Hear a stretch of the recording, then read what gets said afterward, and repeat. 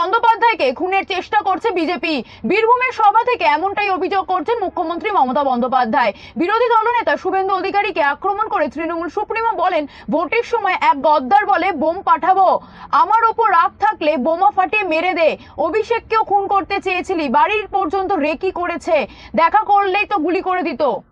নির্বাচন চলাকালীন বিজেপির এক গদ্দার বললেন বোমা ফাটাবো।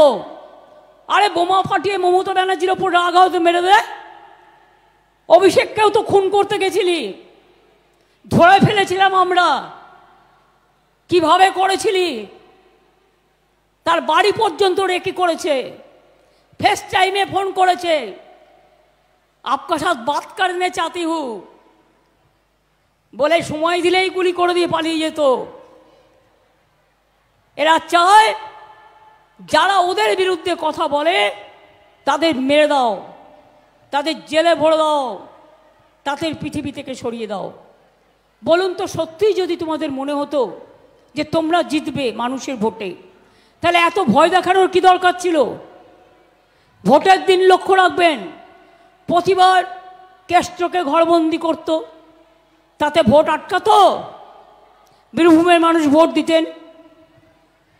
এবারে উদয়ন গুহকে বলেছিল অঞ্চলের বাইরে বেরোতে দেবো না, তাতেও দেখবেন কি হবে, ওই খুদে মন্ত্রী জিতবে। তো মানুষ অলরেডি তাদের রায় দিয়ে দিয়েছে। ইলেকশনের আগের দিন বিএসএফ এর লোকেরা যাচ্ছে বালুরঘাটে, আমি একটা চিঠি পেলাম, এফআইআর এর কপি, বর্ডার এরিয়ায় যাচ্ছে, গিয়ে বলছে आप लोग सब बीजेपी को वोट दो। तो तारा बोले क्यों हम लोग बीजेपी के वोट देंगे, हम ठीक करेंगे किसको वोट देंगे। बोले देखेगा हमारा पावर देखाते গেছে, গিয়ে গুলি চালিয়ে দিয়েছে। আর একজন হসপিটালে আমরা কেস করেছি, আমরা ছেড়ে কথা বলার লোক নই। শীতলকুচির ঘটনা মনে আছে? 4 জনকে গুলি করে মেরেছিল, 5 জনকে, 4 জন সংখ্যালঘু আর একজন রাজবংশী ভাই। আমি ছুটে গিয়েছিলাম, তিনি আজকে আপনাদের এখানে প্রার্থী হয়েছেন।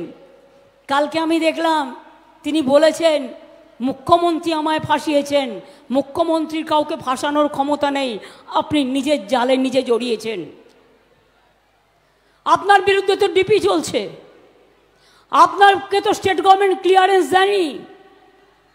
আপনি বিজেপি করছেন, করুন, ভালো কথা, ভালো করে করুন, কিন্তু মনে রাখবেন যে কথাগুলো আপনি বলছেন, আমি আপনার বিরুদ্ধে কথা এখানে বলতাম না যদি কালকে আপনি এই বিবৃতিটা না দিতেন।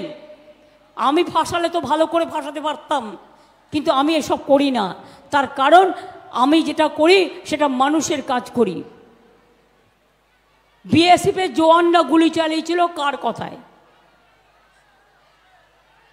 শুধু এই প্রশ্নটা জিজ্ঞেস করুন, 5 জন যে মারা গেল তাদের জীবনের দাম কি আপনার কাছে আছে? আজকেও এখানে এসছেন, দয়া করে সরি কারো জীবন কাড়বেন না, পারলে জীবন দেবেন কিন্তু জীবন কাড়বেন না। আজকে বিজেপির রাজনীতি জীবন কাড়ার রাজনীতি, হঠকারিতার রাজনীতি, বিভেদের রাজনীতি।